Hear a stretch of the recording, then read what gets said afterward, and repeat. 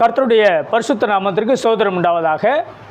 இந்த பதிவிலும் கூட கிமு, கிபி, சாமு, சாப்பி, அதாவது கிறிஸ்து பிறப்பதற்கு முன்பு, கிறிஸ்து பிறப்பதற்கு பின்பு, சங்ககால இலக்கியத்திற்கு முன்பு, சங்ககால இலக்கியத்திற்கு பின்பு என்கிற காரியத்தை குறித்து நான் இப்போ உங்களோடு கூட பகிர்ந்து கொள்கிறேன்.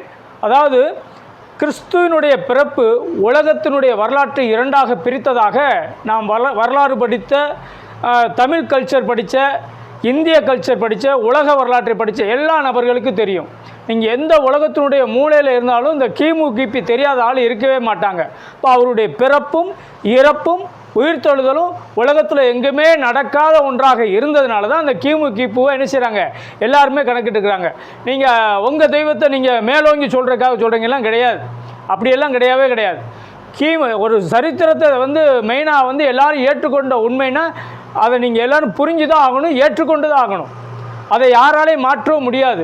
இப்போ இயேசு கிறிஸ்து பிறந்ததற்கு முன்பு 4000 ஆண்டு, இயேசு கிறிஸ்து பிறந்ததற்கு பின்பு 2000 ஆண்டு, அந்த இயேசு கிறிஸ்து பிறந்ததற்கு பின்பு உள்ள 2000 ஆண்டில் 21ஆம் நூற்றாண்டு, அதாவது 100 வருஷமாக சொன்னீங்கன்னா 2000 வருஷமும் 100வது வருஷமும் 21ஆம் நூற்றாண்டில் நம்ம வாழ்ந்து கொண்டு இருக்கிறோம்.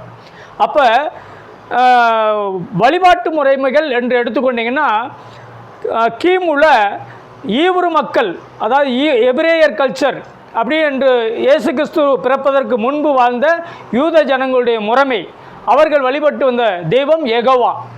அதற்கப்புறம் அந்த அவங்க வாழ்ந்து கொண்டிருந்த இடங்களும் எகிப்திய கல்ச்சருக்கு ஊடால மத்தியில் வாழ்ந்துருக்கிறாங்க, பாபிலோனிய கல்ச்சருக்கு மத்தியில் வாழ்ந்துருக்கிறாங்க, மேதிய பெர்சிய கல்ச்சருக்கு மத்தியில் வாழ்ந்துருக்கிறாங்க, அசீரிய கல்ச்சருக்கு மத்தியில் வாழ்ந்துருக்கிறாங்க, ரோம் கல்ச்சருக்கு மத்தியிலே வாழ்ந்துருக்கிறாங்க. இந்த ரோம் கல்ச்சரில் வாழ்ந்து கொண்டிருக்க போது தான் இயேசு கிறிஸ்து வந்தார், அவரை சிலுவையில் அரைஞ்சாங்க, அவர் உயிர்த்தெழுந்து மேலே போனார், திரும்பவும் வருவேன் என்று சொல்லியிருக்கிறார். அப்போது இந்த 7 அந்த கல்ச்சரெல்லாம் தாண்டி தான் நம்ம இப்போ வாழ்ந்து கொண்டிருக்கிறோம்.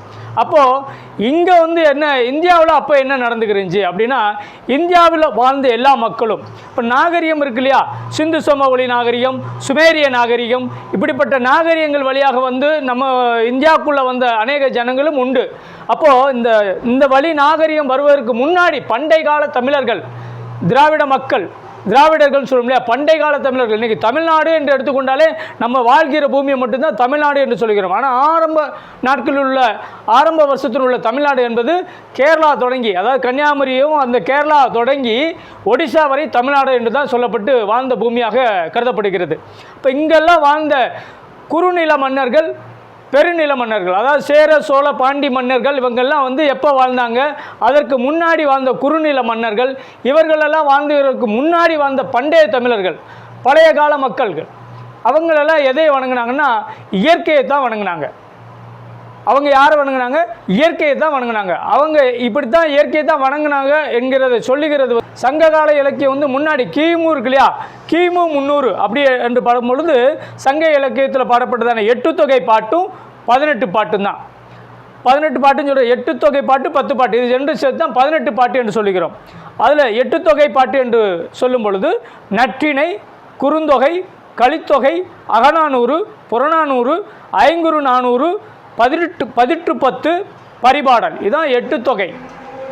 10 பாட்டு என்று கூறும் பொழுது திருமுருகாற்றுப்படை, பெருநராற்றுப்படை, சிறுபானாற்று படை, பெருபானாற்று படை, மலைபடுகடாம், குறிஞ்சிப்பாட்டு, முல்லைப்பாட்டு, பட்டினப்பாலை, நெடுநெல்வாடை, மதுரை காஞ்சி, இதுதான் 10 பாட்டு. இதெல்லாம் இதில் குறிக்குது 10 பாட்டு என்று. இந்த 18 இலக்கியம், இந்த 18 பாட்டில் தான் இந்த சங்ககால இலக்கியத்தை பற்றி எல்லா விளக்கங்களையும் கூறப்பட்டிருக்குது. குறுநில மன்னர்கள், சேர சோழ பாண்டியர்கள் வாழ்ந்ததான அவங்களுடைய வாழ்க்கை முறைகள், அதாவது குறிஞ்சி, முல்லை, நெய்தல் பாலை இருக்குது பார்த்திங்களா, இவங்கள் வாழ்ந்த அந்த பயன்படுத்தின கிரீடம், பூ, மிருகம், பறவைகள், இதை பற்றி எல்லாம் சொல்லப்பட்ட காரியம்தான் இந்த 18 பாட்டிலையும் அவங்க எழுதியிருக்கிறாங்க. ஆனால் இந்த கிமு 300 உள்ள சங்ககால இலக்கிய பாடல்களில் அங்கே உருவ வழிபாடோ சிலை வழிபாடோ எந்த கடவுள் வழிபாடோ கிடையாது என்று தான் சொல்லப்பட்டிருக்கு. அதற்கு எந்த விதமான ஆதாரமும் கிடையாது. அதெல்லாம் ஓலைச்சுவடிகளில் தான் எழுதப்பட்டிருந்துக்குது. அதில் எந்த விதமான ஆதாரமும் கிடையாது. இயற்கை மாத்திரமே வணங்கி இருக்கிறாங்க. கிமு 300 உள்ளதான சங்ககால இலக்கிய பாடல்கள். உள்ள 300 சொல்லப்பட்ட உள்ள ஒரு தொல்காப்பியத்தில் உள்ள செய்யுள்ள ஐந்திணை என்கிற அந்த செய்யுள்ள சொல்லப்பட்டதான வாக்கியம் என்னன்னா, மண் தணிந்த நிலனும் நிலனேந்திய விசும்பும் விசும்புகை வரு வலியும் வலிதலைய தீயும் தீமொருணிய நீரும் என்றாங்கு ஐம்பெரும் பூதத்து இயற்கை போல அப்படி என்று எழுதப்பட்டிருக்கிறது. அதாவது மண் தெளிந்த நிலனும் அப்படி என்றால் பூமியையும் நிலம் சார்ந்த அந்த பகுதியை வணங்கிய மக்கள், அதே தெய்வமாக குறிஞ்சி முல்லை மருதம் நெய்தல் பாலை என்கிறோம் இல்லையா, இந்த 5 நிலத்திலே வாழ்ந்த மக்கள் இந்த 5 இயற்கையை தான் வழிபட்டுருக்காங்க. மண் தெளிந்த நிலன்னா பூமியை, நிலத்தில் உள்ள நிலத்தை தான் வணங்கியிருக்கிறாங்க, பூமியை வணங்கியிருக்கிறாங்க. நிலனேந்திய விசும்பும் ஆகாயத்தை, அதாவது நிலனேந்தியனா நிலத்தை ஏந்தி நிற்கிறதான ஆகாயத்தை வணங்கியிருக்கிறாங்க. அப்புறம் விசும்புதை வரும் வழியும், அதாவது விசும்புதை வரும் வழியும்னா அந்த ஆகாயமும் இதுக்கு வழியில் வருதான சூறாவளி காற்று, காற்றை வந்து தெய்வமாக வணங்கி இருக்கிறாங்க.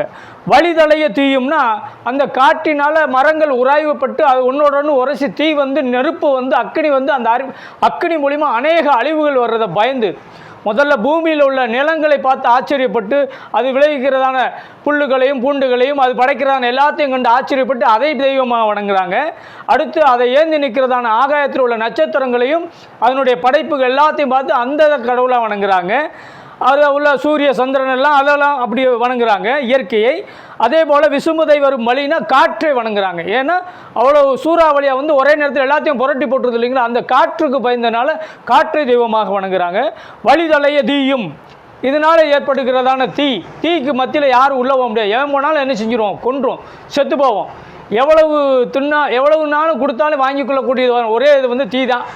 அப்போ அதுக்கு என்ன செய்தாங்க, பயந்தாங்க. அப்புறம் தீமொருணிய நீரும், அதாவது அதன் மூலியமாக இது போய் இந்த அக்னி அந்த நெருப்புடைய அந்த நெருப்பு தீயினுடைய அந்த வெப்பம் வந்து மேலே போய் பனியில் கலந்து மேகமாக உருவாகி அதன் மூலமாக வருகிறதான மழை, சிறுதுளி பெருவெள்ளம்ன்ற மூலம் அது மூலிமா வந்து வருகிறதான மழையினுடைய பெருவெள்ளத்தை இறைச்சன்னு சொல்லும் இல்லையா, இந்த வெள்ளம் வந்து அநேகரை வாரி கொண்டு போகுது இல்லையா, நிறைய வெள்ளத்தினால் பெருவெள்ளத்தினால் ஏற்பட்ட அழிவை கண்டு அந்த தண்ணீரை கண்டு பயந்தாங்க. அதனால் அதை ஒரு கடவுளாக வணங்கினாங்க. அதான் தீமொருணிய நீரும் என்றாங்கு ஐம்பெரும் பூதத்து இயற்கை போல. இதைத்தான் வந்து தொல்காப்பியம் 5 நிலை செய்யுள்ள கூறப்பட்டிருக்கிறதாக ஆன்றோர்களும் சான்றோர்களும் சொல்கிறாங்க. இப்போ தொல்காப்பியத்தையும் 18 பாட்டையும் இந்த தமிழில் தொன்மை வாய்ந்த காரியங்களையும் நாங்கள் ஆதி தமிழர்கள் இப்படியாக வாழ்ந்தோம் என்பதை சொல்லி அவங்க வந்து சில பேர் என்ன செய்கிறாங்க, அதை ஆராய்ச்சி பண்ணுறாங்க, அதுக்கு முயற்சி, அவங்களுக்கெல்லாம் நிறைய பாராட்டுகள். ஏன்னா நம்முடைய தொன்மை வரலாறை எடுத்து அறிந்து கொள்கிறது மிக மிக முக்கியம். அது தெரியாமல் ஒரு மனிதன் வந்து மூட நம்பிக்கையாக மூடத்தனமாக வாழாதீங்க, அது கண்டிப்பாக தெரிஞ்சு கொள்ளணும். அதனால் வந்து இதையெல்லாம் தெரிஞ்சு கொள்கிறது தான் மிக மிக முக்கியம். நான் என்ன சொல்கிறேன்னா, இயற்கையை வணங்கின மக்களுக்கு முன்னதாக யார் கடவுள், அதுதான் வேணும். இந்த இயற்கையை படைத்த ஒருவர் இல்லாமல் யாரும் இருக்க முடியாது. எந்த ஒரு பொருளும் ஒரு படைப்பாளி இல்லாமல் வராது. இந்த சட்டையை எடுத்துக்கிட்டிங்கன்னா இதை படைத்தது நம்ம ஒரு டெய்லர். இந்த பேனாவை எடுத்துக்கொண்டு பார்த்திங்கன்னா அதே ஒரு ப்ரொடக்ஷன் கம்பெனி, அதுக்கு ஒரு பேர் இருக்கும், அந்த பேர் போட்டிருப்பாங்க. எல்லாத்துக்குமே படைப்புக்கு பின்னதாக எல்லாமே வந்து ஒரு நபர் இருப்பாங்க. அப்போ இயற்கையெல்லாம் தானாக உருவாகலை, இதையெல்லாம் உருவாக்கினவர் ஒருவர் உண்டு, அவர்தான் கடவுள். அவரைத்தான் நாம் வந்து நாங்கள் பிதாவாகிய தேவன் கர்த்தர் என்று சொல்லுகிறோம். நம்ம இந்து மதத்தில் ஆதிபரா சக்தி என்று சொல்லுகிறோம். முஸ்லீமில் வந்து அல்லாஹ் என்று சொல்லுகிறோம். இதனுடைய இன்னும் அதிகமான விளக்கங்களை நான் அடுத்த பதிவில் வெளியிடுகிறேன். இதில் இன்னொன்று பார்த்திங்கன்னா, இந்த சங்ககால இலக்கியத்திற்கு பின்பு வந்த, அதாவது சங்ககால இலக்கியம் அந்த கிபி 300 வந்த அந்த காலகட்டத்தில் எப்படி இது மாறினது அப்படின்ற குறித்தும் அதில் வந்த காரியங்கள் குறித்து நான் அடுத்த பதிவில் நான் உங்களோடு கூட பகிர்ந்து கொள்கிறேன். ஆண்டவர் தாமே உங்களை ஆசீர்வதிப்பாராக, பாதுகாப்பாராக. ஆமென்.